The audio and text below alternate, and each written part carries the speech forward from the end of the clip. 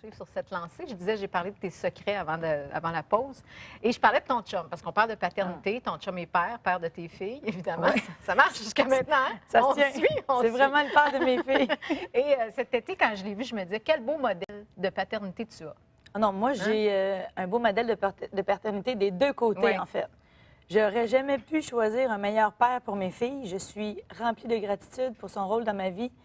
Et en plus, ça donne que mon père, tu sais, Linda Lemay qui chante la chanson Le plus fort, c'est mon père. C'est tellement touchant. Bien, j'ai eu un super modèle de paternité aussi comme père là, qui, à travers le regard admiratif qu'il me portait, c'est comme si mon père était un peu mon groupie numéro un. Je peux comme Moi, jamais puis me toi, t'es planter. fille unique, je pense. Oui. Oui, c'est ça. J'ai En fait plus. unique et mon groupie numéro un. C'est comme si je peux jamais vraiment me planter ou faire des choses pas correctes. là. Il va toujours trouver une manière de tourner ça positif.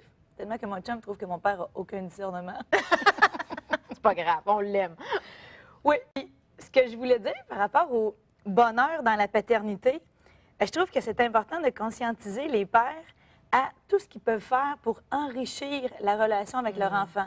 Parce que tu es d'accord pour dire que toi aussi, je pense que tu as eu un modèle de Oui. père super inspirant. Moi, j'ai un modèle de père très inspirant. Je dis tout le temps que mon père, c'est mon héros. Et j'ai un modèle de père dans mon frère maintenant, qui a En un plus? enfant aussi. Oui, très, très beau modèle. Donc, tu sais quoi utiliser pour t'inspirer. Mais quand on parle d'enrichir une relation, il y a deux petits trucs dont je vais parler. Premier petit truc, l'importance de créer des petits codes de complicité. Créer des petits rituels sacrés où, avec chacun des enfants, probablement le père peut développer quelque chose d'unique qui a juste à réactiver puis que l'enfant va se rappeler de ça toute sa vie. Ouais. Julie, mon assistante, me disait que le dimanche après-midi, elle écoutait la lutte avec son père. Et pendant les pauses, Elle aime son père. pendant les pauses, elle luttait avec lui. Oh mon Puis elle me Dieu. disait qu'elle a 30 ans aujourd'hui, là. Son père est décédé, puis ça y manque, Ah, ces petits moments-là le Ouais. dimanche. ouais. Moi, mon père, on avait un rituel quand j'étais plus petite. On écoutait la télé. Et là, je lui grattais le dos jusqu'à la pause. Après, il grattait mon dos jusqu'à la Oh, pause. c'est bien mignon. Puis, tu sais que moi, ma grand-mère me faisait des chatouilles dans le dos. Puis, je trouve que c'est une belle manière de marquer l'amour que d'avoir des petits codes secrets. Puis, c'est pas secret, mais spécifiques Mais entre des nous. choses qui nous relient. Qui nous relient. Mm. Il y en a que ça va être une chanson aussi.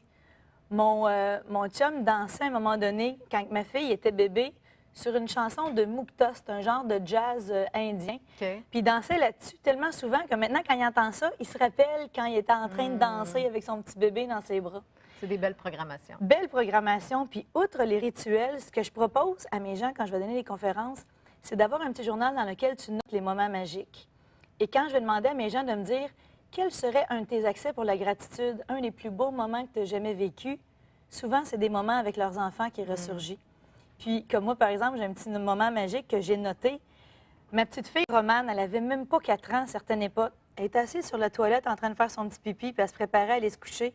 Puis, à un moment donné, je la regarde, bien fatiguée, elle regarde vers le bain, puis d'un coup, elle dit « Ouais, moi, j'aime ma vie. » Écoute, il faut pas que j'y pense pendant trop longtemps. Non, parce qu'il va falloir que tu prennes une grande respiration. Parce que qu'est-ce que ça fait au cœur d'une mère ou au cœur d'un père qu'un enfant dise quelque chose de tellement beau, de tellement touchant qu'elle aime sa vie?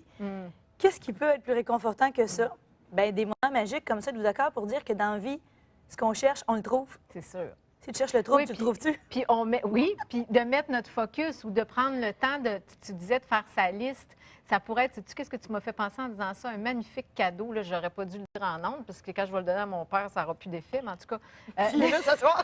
de noter une liste de moments, justement, de gratitude ou de petits moments bénis de sa vie. Tu sais, de prendre le temps de se rappeler ça, de mettre ça par écrit dans un Oui. petit cahier ou je sais pas quoi, puis d'offrir ça à Imagine son le père. cadeau à un père. Imagine le cadeau qu'un père pourra faire à son enfant en disant de toute ta vie, là, voici Ouais. les moments de gratitude que j'ai eus. Wow.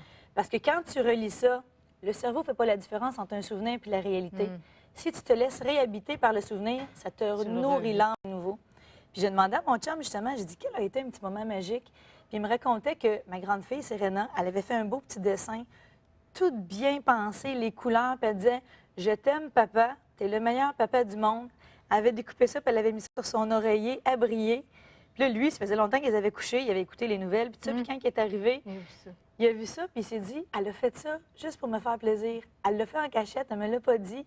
Puis là, lui, quand il y repensait, ça faisait un petit Ben, trémolo c'est dans la sûr. gorge. C'est ça. Parce qu'il y a des moments d'émerveillement profond qu'on peut avoir avec les enfants. Puis je pense qu'avec les années, on oublie ces choses-là.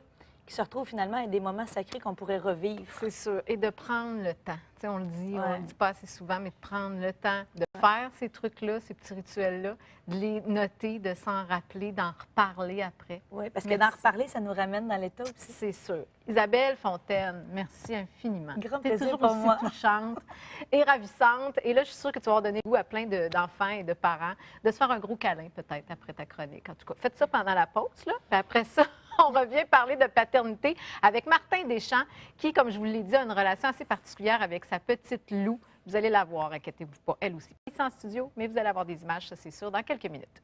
Du bonheur sur deux pattes, ma petite Lou. Tous les jours, elle m'impressionne par ses expressions, par sa philosophie de la vie aussi, qui est quand même semblable à la mienne, c'est-à-dire on s'amuse, on a du fun.